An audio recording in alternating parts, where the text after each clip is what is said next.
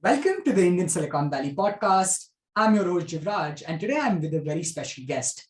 Join me in welcoming Mr. Tushar Vashisht, the co-founder and CEO of HealthifyMe. Thanks a ton, Tushar, for joining me. Really excited to be hosting you today. Pleasure is all mine, Jivraj. Happy to be on the show. Glad to hear that, Tushar. And I want to jump right in and take a moment to understand your journey better, especially because of how different and amazing it has been, and maybe go a layer deeper to understand how you took some of the bold choices. So, if we reflect back at it, I'll just give a brief preview, right? The Wharton grad who is now on his way to become the next big thing on Wall Street comes down to do this Aadhaar project and then does this amazing experiment that leads to Healthify Me. Most of these choices in hindsight, or at least from an external surface, look very bold, look very challenging, look very seeking discomfortish, right? And how did you inculcate that mindset at that point in time and take some of these choices? I think I'm very interested to know that and mainly understand how you got here, so to say. So over to you to give us a brief preview of how all of that shaped up. Wow, that's a long journey to be articulated in a short time. But personally, I don't think those choices ever felt particularly bored or disorienting. I think I've just followed a path of almost a childish curiosity and excitement and going by the heart. And at every step, if it made sense by the heart and if it made sense for my curiosity, then I think I've jumped on it. I haven't thought too much. So maybe it's not like, I did a lot of spreadsheet analysis and really sort of built in a lot of inputs and then bounced. I think the path has been more serendipitous than not. But some curves there are maybe worth highlighting. So, I actually changed 3 colleges before I graduated because I ended up starting in Delhi College of Engineering. And then first semester later, I was in Delhi Institute of Technology. That was just an internal sort of, same university, some electronics to computer science upgrade or something like that. And then I applied for a transfer to University of Pennsylvania. So after my second year, I went to UPenn. And the correction there, I'm an engineering grad, not the Wharton grad, but from the same school. And graduated in computer science. Figured that I guess every child at that age, kind of, at least in my time, being a banker on Wall Street or being an investment banker or a consultant was like the big in thing. And I figured, what the hell? Let me take a look. I chose investment banking, not in Wall Street. Actually, after an internship with BlackRock, I chose my banking in California, in Silicon Valley itself. In fact, covering tech with Deutsche Bank corporate finance, because I wanted to combine my tech and computer science, and I guess maybe I was attracted to the startup life at that time, so that made sense. Moved internally within Deutsche Bank to Singapore, and by the time I was done paying student loans, I knew that there was an itch for working on something that's larger than just earning income. I wanted to connect I still remember sitting on a beach in one of the Singapore island, I think Sentosa or something, and thinking through my life, sketching it on a piece of paper. And I was thinking, hey man, I want to do something which is a little bit more impact in what I do, and wanted to do that for the Indian. And then I figured that Aadhaar was coming up. Unique ID was as a project that was surfacing, and Nandan was leading it. It seemed like a game changer for India. So amongst the 2-3 areas that I was exploring, I reached out to my network, and somebody knew the Nandan's team and connected me, and I was very grateful to be accepted. And it was such a mind-blowing, stellar team that moving there was a no-brainer. Obviously, it meant no income, but that didn't deter me. I had enough savings to last in India for a while, and family was very supportive. I've been lucky as well. Came from a good background, which I didn't have any loans at that point. Let me put it this way. And moved in there. 2 years later, wanted to dive deeper into the Indian common man and the understanding. So did an experiment to live at 100 rupees a day and then to live on 32 rupees a day, which again seemed like a natural extension of what I was doing at Aadhaar, helping sort of work for the common Indian. And I felt the only way to complete that journey was to live like a common Indian. And the average Indian was living on 100 rupees a day. So figured that's what I should do. And while living on that and otherwise, I was realizing that you couldn't count your Indian nutrition values, count calories very well. Something I realized when I was trying to lose weight. I gained a lot of weight when I came to India, and I learned that that was not just my problem, that was India's problem and emerging markets problem. We doubled in our obesity since the turn of the century, the whole world. And in India, we're doubling actually faster than that. So counting my calories was the way of me preventing that and avoiding that or reversing that. And particularly at the average Indian income experiment, figured there was no easy way of counting calories, particularly for Indian diets. So I started designing that, and started as an Excel sheet. While I figured what I'm going to do next, I thought, let me at least launch that as a website, and take it from there. But people started actually loving that website, and so we figured that we should probably turn it into an app. And just went serendipitously from there. Turned it into an app, raised an angel funding around that, figured that I should be building a startup around it. So passionately talked about it to some interns who were at part of the Delhi Institute of Technology, NSIT. It was rebranded to NSIT.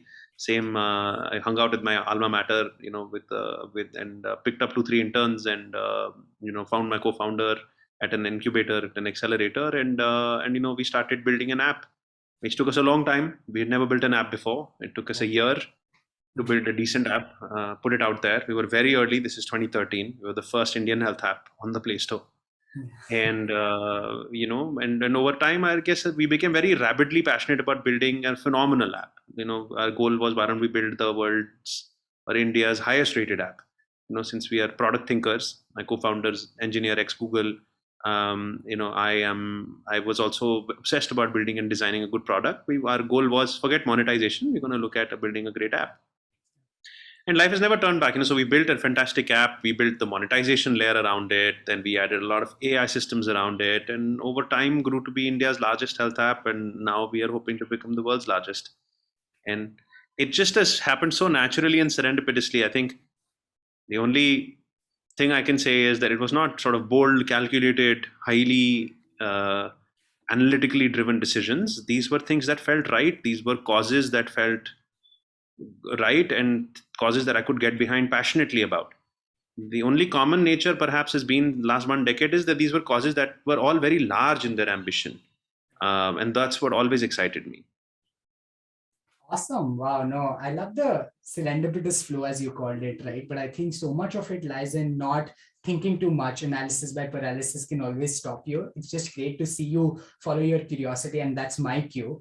But, doubling down on the product tinkering aspect that we spoke about, right? Given that you were so early and did not have comparables to measure yourself with or offer something better, you were in a white space which was unexplored. So whatever you were offering had become the standard, as was becoming so, right? So the only challenge you must have had in front of you was you. So how did you continuously better yourself, add in layers on top of the product, built in some of these systems, right? I want to talk about RIA specifically, but before that, how did you as a founder build this organization who was so passionate about the product that it kept on turning itself to become a better version of itself constantly? I think that'd be interesting to hear for every founder listening in.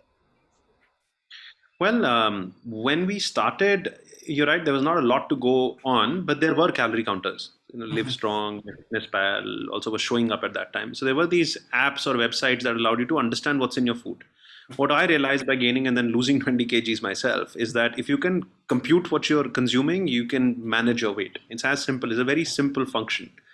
Energy in minus energy out equals fat storage or depletion. And I figured this. I mean, there was nothing which was designed or built for India at that time, but there were comparables in the West. And semi-inspired by that, with some first principle thinking, we started hammering a product out. And it took a lot of rapid iterations. We used to do multiple releases in a week. We still do about 2 releases in a week. We are at the 1,000th version of our application today, and it has taken 1,000 iterations to get here. So that needed a lot of going back to the customers and getting beaten and corrected all the time. But, we had some inspiration, a lot of first principle thinking, lots and lots of iterations that helped us. The innovation really laid in the services layer, the nutritionist trainers, and then the AI component. Those were 2 breakthroughs. The nutritionist trainers subscriptions as a service was a breakthrough because we, purely Indians at that time, our country, we were not willing to pay for software, pure products. And we were out of money after our angel round had exhausted itself, and we didn't know how to monetize it and how to also supercharge our efforts. So we started 5 or 6 experiments. One of them, was our own trainer, Roshni, who heads about a couple of thousand trainers today, was there. And there was a nutritionist as well. And we said, what if we could allow you to work with our clients, looking at their data and then motivating them to achieve their goals? It seems like a faster, more efficient way of doing it than what people did back then with paper, pen, and face to face in consultations and whatnot. So, and that's what we realized people were willing to pay for. And we finally got our first 100 paying customers, and it was a challenge by a VC firm that you do your 100 customers and we'll fund you. And I think we took it very seriously, though they never ended up funding us anyway. But we ended up building a good monetization layer, which we then scaled. And again, so that was a combination of a few experiments and a combination of being desperate with backs to the wall, out of salaries for a couple of months. One thing we don't realize as young founders is you will inevitably run out of money at least once, if you're lucky, and twice for the most. But the first time we run out of money is quite jarring, but at the same time it forced us to innovate. Second one was a luxurious innovation. Was we realized we were sitting on the world's largest collection of data exchange between nutritionist trainers on one side and customers on the other side. And I was, sitting in the balcony with a founder friend, grabbing a few drinks, who's one of my favorite techie founders, friends, and we're discussing around how this can be utilized into a learning system and an engine, and why don't we convert that into an AI support system? And then we started again experiments around it, and out came RIA, and out came AI linked diet plans and fitness plans, and today majority of our subscribers are AI subscribers. So that was also a fascinating journey. Both these were first principle innovations. We didn't have other evidences, but they were a combination of lots of multi experiments, iterations, and using a very technology oriented solution mindset of whatever we have in front of us. How can we make it more effective? And perhaps we were forced by constraints of monetization early, and then by constraints of scale. When I started Healthify, our goal was to healthify 1 billion people. You can't healthify 1 billion people by just human services. So we realized that the ceiling there. We need to get leverage by AI. And that also forced us. So it's great to have constraints, forcing functions. Those are the areas where usually creativity comes out of. Yeah, no, awesome. And I think just thriving in, adversity is something that is such an amazing aspect of our journey and just shows. But, I want to understand this as an aspect of the culture of the org, right? But not just that's not exceptional about us. I think the greatest thriving in life happens in adversity. It doesn't happen when you're comfortable. Yeah.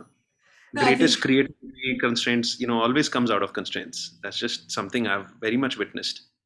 Yeah, and I think that's the brilliance of entrepreneurship, I would say, right? I mean, that's what entrepreneurs believe and make us believe that they can. And especially some of the greatest companies being born in crisis, and how COVID has also shown us that so many of the Indian companies have come out of it in such an amazing manner. So I think if there's one silver lining of a horrible crisis, it's just that the innovation has thrived. But yeah, I think the double clicking point there is, how do you ensure that you've built a sort of a services layer, right? And that is dependent on a great set of execution. And we all know that startups have to execute in the best manner possible. And this, in terms of the double-edged sword of vis-a-vis trying to ideate and look ahead of the curve, right? Looking at 5 years down the line as opposed to just 1 quarter down the line, right? How do you as a founder ensure that the org mix with this sort of a culture is always there, where your execution first as well as vision first, so that you're tinkering with the product on multiple levels? How do you establish that balance and maintain that as a founder, especially as you scale the org to so many million consumers across the globe now? How do you do that is something that'd be very interesting to hear from you. That's a fascinating question, and something I'm having to self-reflect even right now. Maybe there are a couple of angles to it. One is that I personally like to focus, I've always focused on disruptive large problems, and I've always had the privilege of leaning on co-founders or teammates or early employees to solve the immediate tactical issues. So anything that I feel that is today if there is something that's got a good 70-80% chance of success already, is something that I don't concern myself with. That's something that I assume ke to ho jayega. But the things that have low probabilities of success, 20%, 30%, prioritizing those, and then following through the visioning for what, picking one out of the 5 or 6 possibilities is the area where I'd like to spend a lot of my energies on.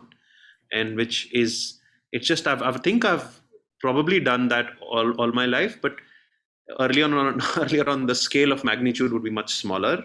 Now I think the scale is much larger, but it's always good to think of that. That's one. And to surround yourself with exceptional people who are extremely good at executing phenomenally. That will take that 70-80% to 150% by the time it's done. And, I've had the privilege of some tremendous people, including like our chief business officer Anjan. Would love to talk about how he basically built smart plans out. Second angle is that I've seen my life in sort of 18-month cycles. It's not by design, but I've seen that every 18 months, typically there is like an interesting inflection point or a breakthrough that happens. Maybe it's around the times when we have raised fundings, or maybe it is generally because something has become decently successful and now it's logical to take it to the next level. And we built a culture around that. So we do an annual event called Ignite, which you typically happen actually more like once in 18 months because of, delays and things and fundings and not there and whatnot. But I think those have allowed us to really take a step back and think about what's the next big thing. So when it was human services, at some point we were thinking about AI. When it was AI, we were thinking about a pure AI solution. When that came, we were thinking international, and on going to the US. While we're now thinking of US and international, I'm thinking about how we can actually be relevant in multiple countries and in multiple other adjacent areas to do with health and fitness. So it's felt like that 18-month cycle has helped. I think early days you have to spend more time in the tactical execution. I think as time goes along, you can have the luxury of thinking through the big vision as well. But it is extremely critical that you do both. Yeah. No, I think that's a testament to it. And I love the fact that, you talk about just being so ambitious and bold about taking up those challenging large problems, as opposed to, some of the smaller nuances, which are all fine, but then the large vision is extremely evident. And we've seen that with the HealthifyMe journey. I want to quickly also understand, you talk about the team and you talk about surrounding yourself with the amazing people. It's one thing to gather them. It's one thing to transform the culture and ensure it flows. But again, with time, with skill, how do you ensure it's always at a priority? Because more often than not, all the guests who come on the show, the founders, have always expressed the fact that culture remains to be a top priority for them. But amidst the multiple things that you as a founder have to do, right? It could be funding, administration and overload, thinking, a bunch of things that you only have the vantage point for. How do you also ensure that you as a founder are maintaining the culture and ensuring that you're creating this tribe of people that are equally passionate about the mission of making the entire world healthy as you are? How do you do that is something that would be great to hear. Well, I'm lucky again. It's just it's a very positive vision to get behind. We always wanted to build a company that not only becomes $1 billion in revenue, but impacts and changes 1 billion lives. And what better thing to do than getting people to be healthier? I mean, it's just you're leaving a better footprint on humanity. It's not that we're selling cycle tires, but saying that it actually helps in humanity in an indirect way. We are actually directly, by the virtue of doing our job, getting people to be healthier and happier. So the vision itself is something that I think hopefully appeals to people, because we see hundreds of testimonials come in from our customers every day about how we have touched their lives, helped them improve their lives, and helped them lead happier and healthier and fitter journeys in their lives. So that always motivates us. That's always motivated us. But how do you keep sort of extremely strong talent together? Exceptional people are always harder to band together. It is because of I still, to be honest, it is a priority. It is highly important, but it is something I wish I spent much more time on. I think the way we attract really, really good talent is that is by the talent that is already here. We've always self-selected for extremely smart people who are hardworking, humble, efficient, always no egos, no assholes kind of a culture. It's a place where you like to come to work, and a place that you like to engage and solve things. And one thing that we've always kept is basically I think I've tried to keep the culture in a way that if I had to join this company, would I have liked to? And if the answer to do that is yes, then it's great. If not, then we need to change things. So and same is for our top leadership. I think all of us endeavor to build a company where we're not just the founders, but we would have loved to work here. That's the kind of culture that we build. Biggest thing I think beyond the softer aspects of no egos, no asshole is that we love to get out of people's way. So if somebody has ambitious, awesome ideas, we'd love to back it up. Some of the best innovations in the company have not come from me, and I'm actually very proud of that. Yeah. But I'm glad that I have been able to back the right innovations at the right time, and I hope I continue to do more of that as time moves forward. And frankly, those are all co-founders of HealthifyMe today. Yeah. A couple of hundred of us. Awesome. No, I love that last line, and especially the thought of, getting the tribe together and just asking yourself, would I be working for this company, and creating a company that you would work in. I think that's a key takeaway for me for sure. Tushar, one of the most important aspects of HealthifyMe is also how the audacious goal of going global is there, right? You're going international now. And to be frank, the Indian Silicon Valley stands for the belief in the Indian companies that will go on to dominate at the global scale, a belief you're making us believe in further. So talk to us about what that means for you as a founder on the qualitative side, and on the quantitative side, how do you make some of these trade-offs, right? Because I'm sure you've had to answer some questions around whether or not you should go in depth into the Indian geography itself, right? What more can you do? What are some complementary products that can come along, and multiple things that you could be doing, but you choose to expand instead, right? So talk to us about some of those trade-offs that you've had to make, and then the decisions that come along with it, which geography to go after, why Southeast Asia, why the US, and how do you make sure that that execution is perfect? I think that would be great for all the dreamers listening to this and understand how you've gone about it. Well, we are taking an audacious goal of being a consumer company to scale in multiple other geographies. Yeah. But in the B2B or in the SaaS space, we've already shown that that's very much doable by us. I think in the B2C space, it's a bit of a pioneering effort that we're pulling in, but it doesn't seem so hard because if you couple of things. One is, why go big, why go global? Nandan was a mentor of mine, very famously, I think, said once that if you're thinking, might as well think big, because it doesn't cost anything different to think big versus think small. I think 1 billion people, even if you land at 500 million, is still be a victory. But if you're starting itself thinking 10 million people, then where are you going to end? Yeah. So I think thinking big is always a good idea. Thinking global, I think the question is not as much as to why, but as why not? In the same curious serendipity path ahead, it just seems so logical and obvious. India is a land of 13 different cultures and languages, and actually 100 different subcultures and ethnicities and languages. Designing for India was like designing for many different countries. You can't connect a Gujarati client with a Tamilian coach; it just won't work. You can't have foods you'll need to have local way. Normally, if you say dal chawal, our platform needs to understand that as much as it would understand a macha jhol, for example, to eat and consume. It's a highly ethnically relevant product today. So we had to design it to be hyper locally relevant, even from the get-go. Yeah.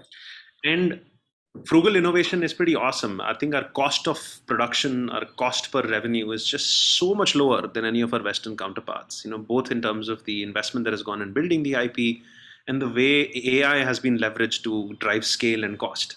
Our plans start at 200 rupees a month, whereas I think our counterparts in the West would start itself at like $30 a month. Yeah. So there are like orders of magnitude there, which has happened because we were forced to innovate for low cost, etc. And Damodaran was famously asked in Delhi as to why did you start in Chandni Chowk? His point was that if you can start in Chandni Chowk, you can kind of build metro everywhere. Yeah. So I just feel like if we have innovated and proven a business model in India for its vast, complex diversity, I think the rest of the world is going to be a piece of cake. Yeah. Or should be. Will we face greater competition? Yes. Higher consumer expectations? Yes. But we've never shied of we are still the highest rated app in India. Yeah. Across most categories at about 4.5, 4.6 on Play Store, App Store, and we take that very seriously. So why should it not scale is the question. Now, Yeah. obviously, it means we might spectacularly fail, Jivraj. But Yeah. so what? We've never done things because we are afraid to fail, or not. So it's going to be exciting. It's going to be a phenomenal endeavor. And we have already, it's on the back of a pilot. We didn't quite make too many noises about it, but we are also the largest health app for Malaysia and Singapore. We've proven Yeah. that we can scale beyond Indian ethnicities to Bahasa and Chinese ethnicities and local markets. So, what can be so hard about the rest of the world is kind of the line of thinking that we are taking. And maybe we are right and Yeah. maybe we are wrong. We'll see. All of us certainly hope you're right, and we're here to back you and cheer for you as you make the audacious goal a reality really soon. And we're waiting to make that happen. But this is very inspiring to say the least. I know inspiration is a word which is overused, but this just reinforces the belief that if you can, if HealthifyMe can, then a lot of us can too. So further, I just want to take a last stab at understanding a bit more about HealthifyMe, and then we'll go on to some concluding segments about you as a founder. But one thing that has been a constant, as you mentioned, right, there's been a strong focus on a bunch of ratings, a bunch of conversion rates. You've spoken in the past about how the premium subscriptions for the app of HealthifyMe is larger than some of the largest consumer companies in the world, right? Like the Tinders of the world and the others, right? Talk to us about how metrics driven is a culture, as a culture does HealthifyMe have, and what does that hold for you to be driven by data, especially because so much of the innovation has happened on a technical front, and how that you think can impact early founders as well with that context, and how maybe we as early founders, whoever's listening, can really put a map on how to measure what matters, as they call it, right? So yeah. Measuring what matters is extremely important without a doubt. And I think it's something we under index on, especially in our earlier life, because we're too busy just tinkering around with the product, etc., etc. So it's good to look at, depending on what your stage is at, but at very, very early stage, good to look at how consumers are fundamentally using the product and are they finding value in it? Are they liking it? If they're liking it, are they using it? Are they willing to pay for it? So, and how much are they willing to pay for it? And then what's the cost of acquiring a new customer, which then drives your CAC? And what customer pays you is your lifetime value. So having some metrics around, is this good for our LTV CAC or is that bad for our LTV CAC? In how many months do you recover your marketing? Your paybacks become extremely important as time evolves, etc. And of course, as you start becoming bigger, then contribution margins and sort of P&L starts to play a role, and those things start to become relevant. But even at a sub level, especially in the product side of things, specking out and analyzing what consumer interactions, engagement, retention, how are those moving for certain different feature sets, etc., are quite important, very powerful to track. Right. But remember that data would always give you only 50% of the insights that you need. The other 50% need to come by anecdotal conversations with customers or with first principle disruptive bets, subjective intuitive thinking, which is also equally important. I guess to hone the second element, being close to customers is important. So being close to your front lines, and that's something I am not as happy about now. I wish I was even closer to the customers and coaches than I am right now. And that's something we're trying to actively change. And I think we always will continue to change, is that be close to front lines and get inputs in directly. And just hours. I've always, to early founders, I would always say about the 1,000-day rule. I think you spend 1,000 days in a startup, you start to become a bit of an expert at it. And giving up before 1,000 days is also, by the way, a terrible idea for all those who are looking at doing their startups. They should stick for 1,000 days. But 1,000 days also, if there is no product market fit, then maybe it's time to think of something else. But at 1,000 days, you also develop your intuition, you hone it, you sort of grow your intuition really well, and then you can really trust your instincts also. So half of it should be about data obsessiveness and about really bringing data to the table. And half should be more about your insight and your intuitive thinking. And at times you can take active bets against data, and that's okay too. But that you're doing that at least. That's important. That, hey, this is what data says. I disagree. This is what I'm going to do. But at least you are looking at the data and making that bet. That's important. To do that without looking at the data is probably a poor idea. But yeah, we are obsessed. I can't even tell you how obsessed we are of bringing data to the table all the time. I feel like sometimes I'm Our presentations were literally being made in Excels. At some point, I had to convince our team to move to PowerPoint, uh, which we are now trying to, almost change to make it a little bit more subjective friendly. Yeah, no, but no, that reflects. I've seen your Ignite presentations as well, and they're just so reflective of, the data that is there and all the right numbers. I mean, everything that has been displayed is just so speaks volumes of the customer satisfaction that consumers are deriving from HealthifyMe. And it's just amazing to know how it works. And I love the balance fact that you mentioned.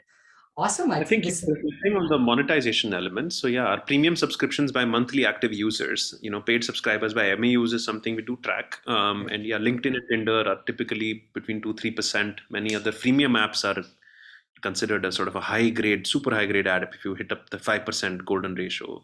Yeah. We are, we were able to increase that to 7 or 8%, and we were quite proud of that. And that happened on the back of RIA and of our AI linked smart plans, which were the low cost plans that we were able to launch, thereby increasing our conversion rates and number of paying subscribers. Yeah, no, that as I mentioned, I mean, the subscriber ratings and everything that has followed. And as you mentioned, it's been a testament to the amazing service that HealthifyMe is offering and the product that is phenomenal. So great to observe, that line of thought and understand what goes behind delivering those kind of results, because unless you're tracking them, you're probably not optimizing for them, which is a testament to how you went about the answer. Great. I think this entire segment was a great segue into your mind as to how you're building HealthifyMe. I want to take the last 5-10 minutes to understand a bit more about what goes inside your head as a founder. And right there, first up, I want to ask, how do you as a founder scale yourself as the company grows, right? Because I think there's a very common saying that the company is usually becoming larger than you and it's scaling on such a rapid rate. And we've seen that happen with HealthifyMe as well. How do you stay on its toes and ensure that you are growing exponentially as well and ensure that you're scaling too? I think that's something that looks very fascinating and it's something that I'm curious about as an observer, right? So it'd be great to understand and get a viewpoint of your founder mindset and how that has grown through the journey. Wow. Well, first off, just on a side note, or maybe as a beginning note to this, all founders that I have met, by as self-assured and confident we might appear in public, deep inside, we're always also quite inconfident in the decisions that we make. We are also the greatest self-critics of ourselves. So what happens in the founder's mind is that, while to the world you're like, everything is brilliant, inside you're always like, everything is broken. And there's a lot of unclarity. You kind of you learn how to live that duality all the time, in terms of, or everything is unclear, everything's broken versus everything is clear and everything is forward. So I think that's fine. And I think that's something that everybody goes through at all stages, which is also, I want to say it out loud because, if there are founders who are anxious that, hey, I'm not fully clear, I'm not fully sure, and all these other founders are so clear and sure. Well, they're not as well. Nobody. Yeah. Everybody is screwing up. Everybody's having mistakes. Everybody's failing. We fail 9 out of 10 times if we are lucky in endeavors that we take. But it's that 1 out of the 10 times that really work. And it takes time.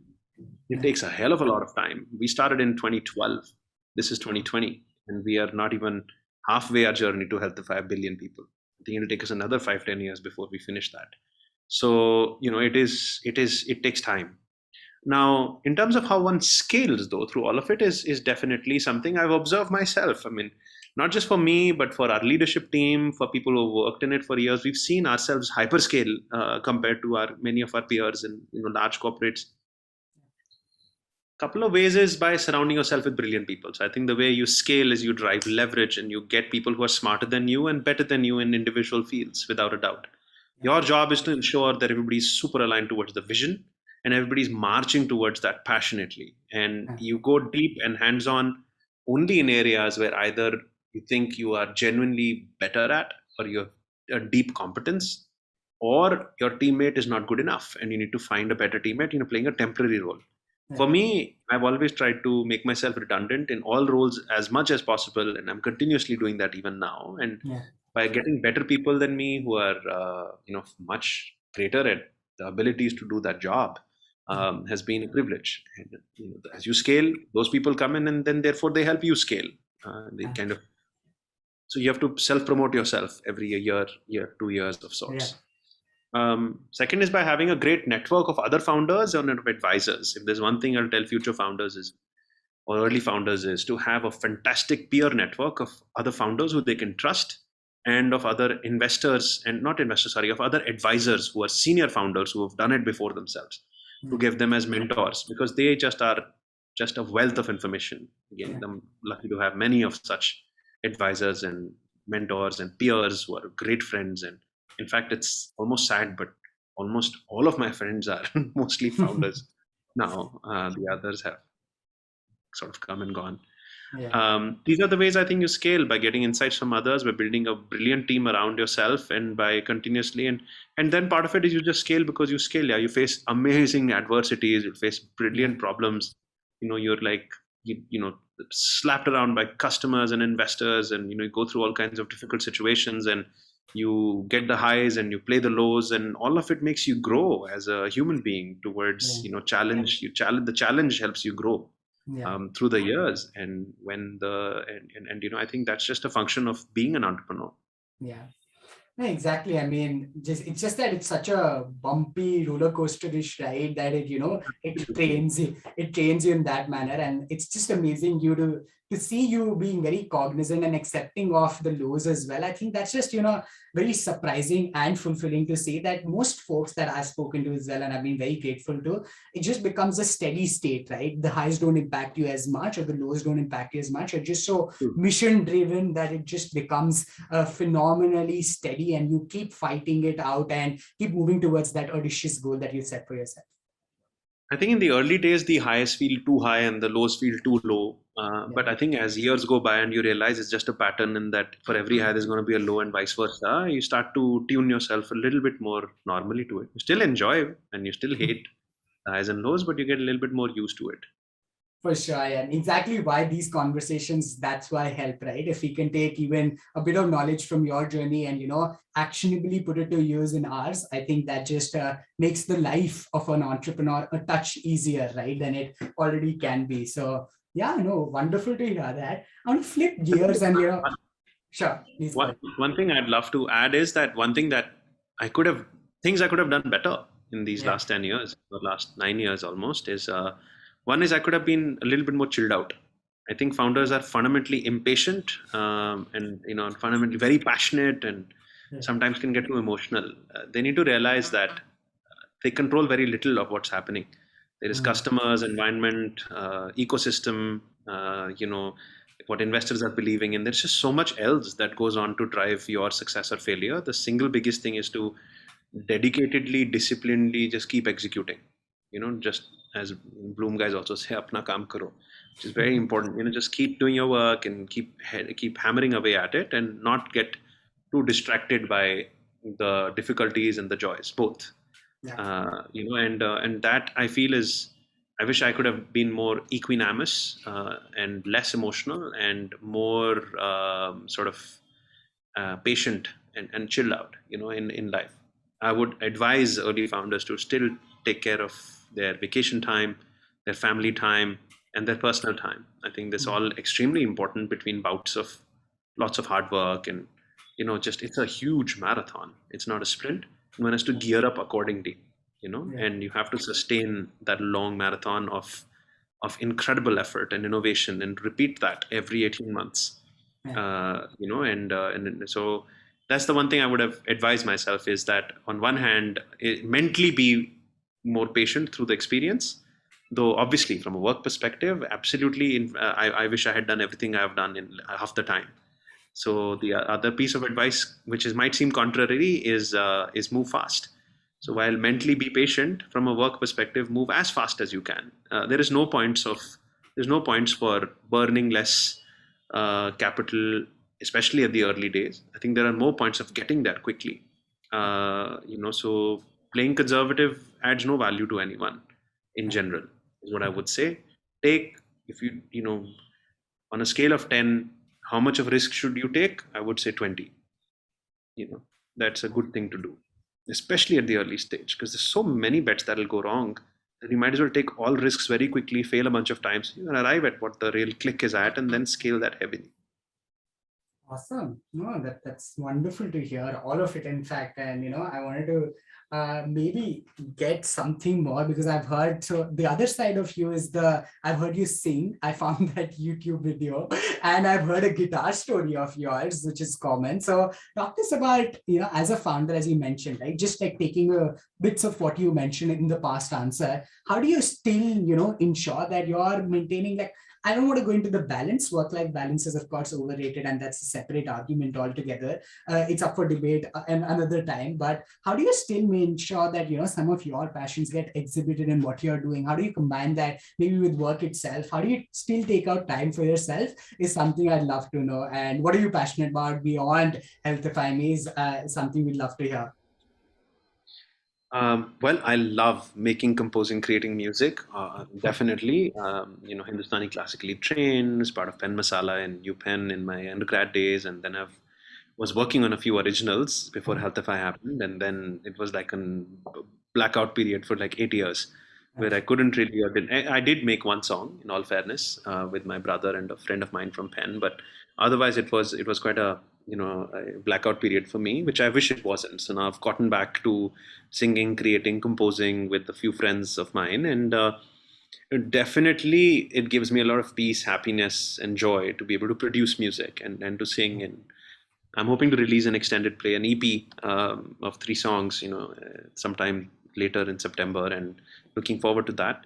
It's called Urjare, and it's inspired by events in my life, etc. But I really, really hope that more founders can continue to find and pursue passions and hobbies on the side.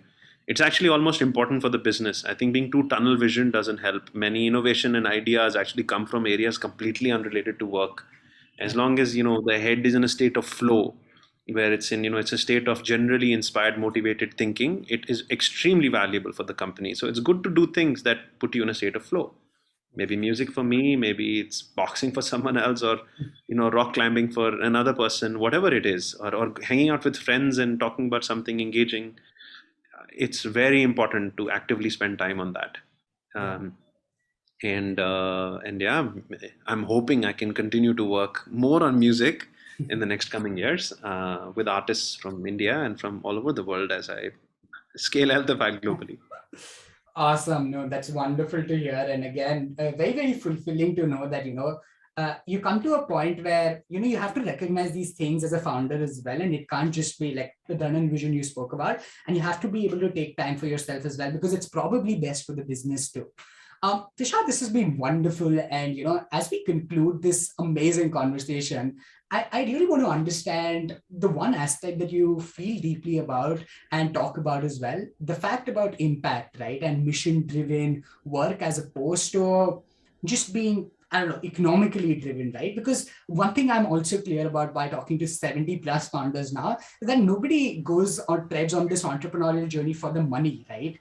They do it for more reasons than the financial gain. And for you, it's been mission impact.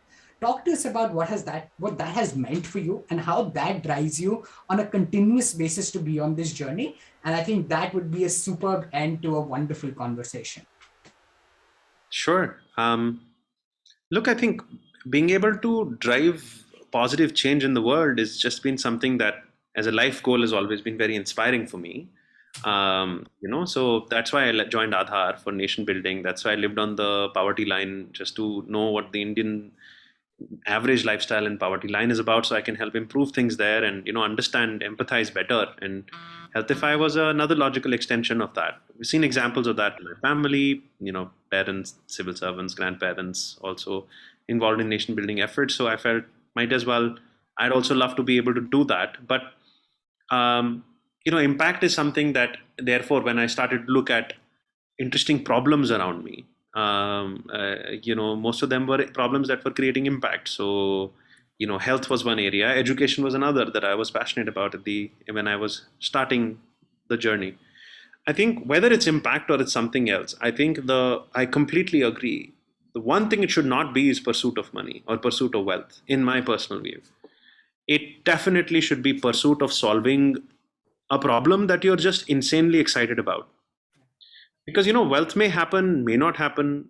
There is no destination in this journey. The journey is the destination. And what will drive greatest happiness and satisfaction out of it over and above anything else is if you were able to genuinely solve that damn problem that was irritating you for a vast amount of people, Yeah. and then who thanked you for solving that problem. And you're like, hey, this is a giant problem. Okay, with my effort, this problem was solved to a large measure. And there is the kick that one gets out of that is beyond anything else. Yeah. And so, yes, I think hopefully most founders start the company to isolate and fix a massive problem that is truly affecting customers, or fix or add significant joy and happiness for customers to live a more fulfilling life. And I think that's what it should be about, personally. And then everything else is detail. Some of us get lucky, get a lot of wealth. Some of us get medium amounts of wealth. Some of us get limited wealth. But we all will be rich with a lifetime worth of happy experience to look back on, regardless. And I think that's worth anything, for that matter. And yeah. So for me, starting up was not the end desire. Starting up was a means to solve a large problem. And if there were other means available, I was in fact initially looking at, is the non-profit the right way? For profit the right way? Should be LLP, should be this and that. It's okay. We'll worry about that later. Let's just start building for the problem that we're solving. That's, I think, the way to start. Not with a bang, but with a whimper, and just let it bloom. For sure. No, that's beautiful to hear. And I couldn't have thought of a better end to defining the pursuit of entrepreneurship the way you have. And I think all of the above, like whatever did you discuss through the conversation, has been a testament to your drive for impact and to solve the problem that you originally set out to solve. So this is amazing, Tushar, and thank you so much for your time. What you're doing with HealthifyMe is an inspiration for a bunch of us youngsters, and we hope that HealthifyMe keeps rocking the way it is. And thanks a ton for your sharing your learnings in such a candid manner. My absolute pleasure, Jivraj, to you, and to, and especially as you mentioned, there are a lot of founders who are listening in. My only one last good wish message to them will be: hang in there. We've raised $100 million of capital. 75% has been raised in the last 12 months, and we are around for 9 years. So it takes time. Hang in there and hold conviction, and great things are going to happen for sure. So he is wishing the best of the year ahead to you and to all the listeners. Thanks for having me on air. Thank you so much, Tushar.